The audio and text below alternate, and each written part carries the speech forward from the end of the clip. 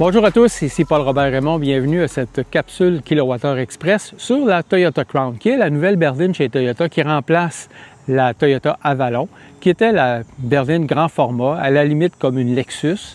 Pourquoi qu'on en parle? C'est parce qu'il s'agit d'une version hybride uniquement. Donc, il n'y a aucune Crown qui a uniquement un moteur à essence.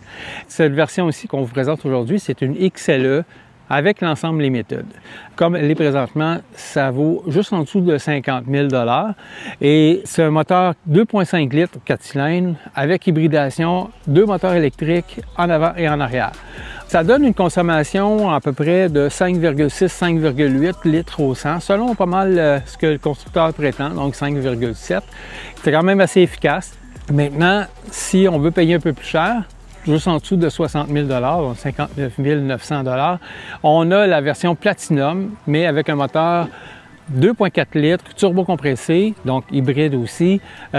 Et par contre, il y a une puissance de 340 chevaux, contrairement aux 236 chevaux sur la version XLE ou Limited.